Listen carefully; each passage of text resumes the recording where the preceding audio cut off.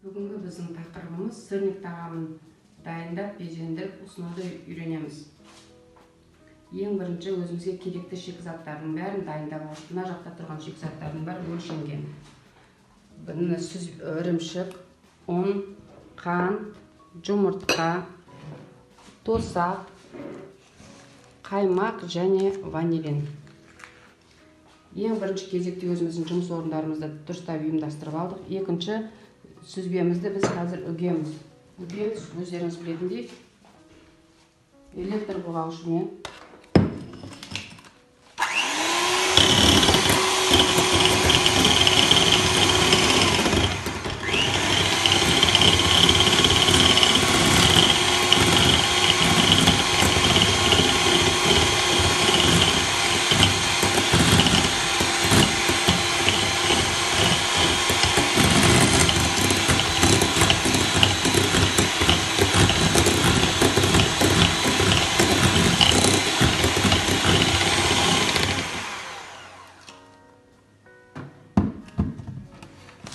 мінекей бір текті массаға айналдырдық.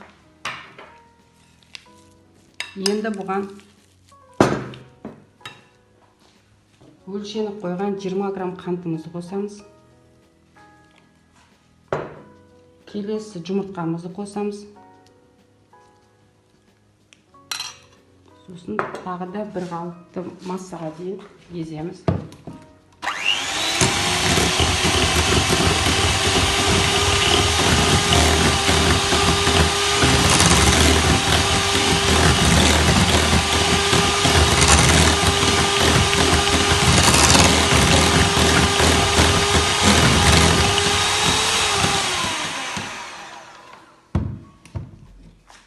Осындай масса айналып.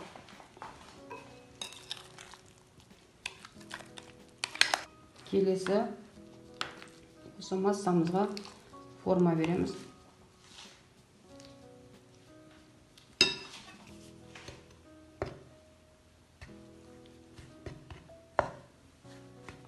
Кәдімгідей өзіміздің котлет массасын пісіп жүргендей.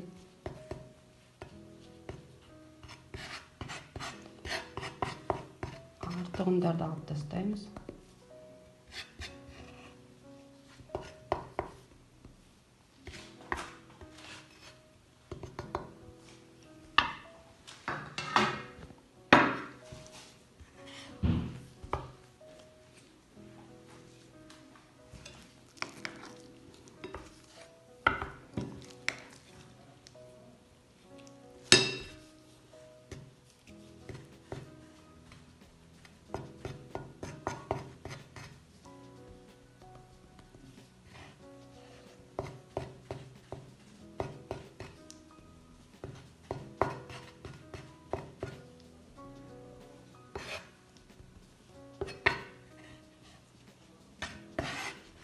Бір сыбағаға бізде 2 данадан ғана жүреді, сондықтан көрдіңіздер.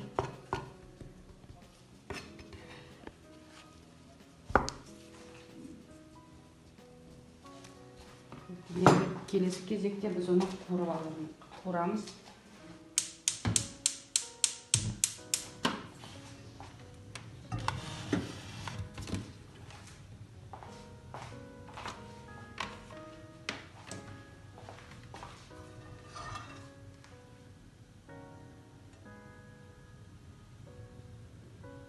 Май құямыз, өсімдік майын.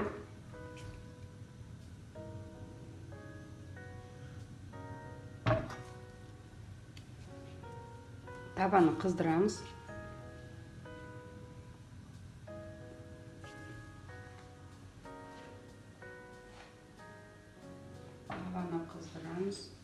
Өздеріңіз білесіздер.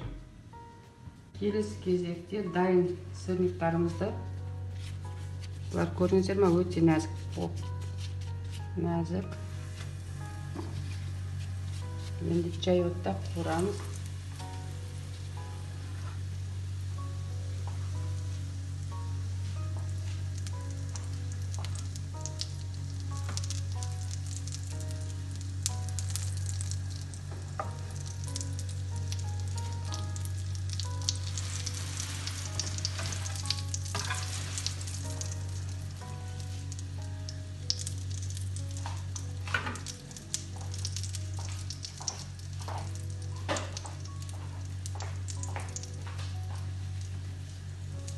Тұрамыз екі жақ беті қызарғанша.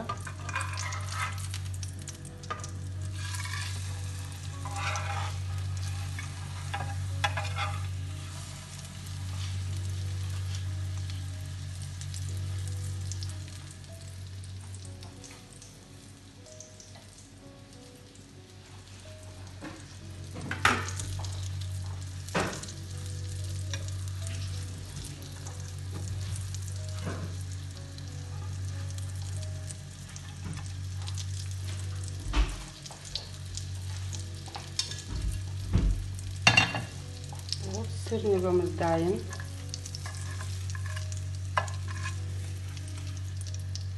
Өте нәзік.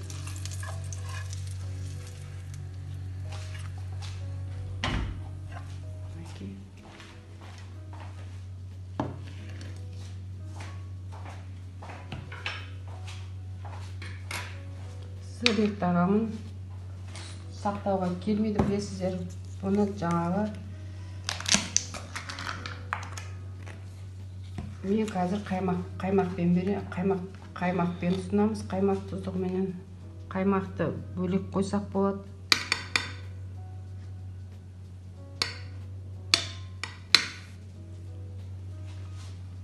Сырник тағамыз дайын, ас болсын.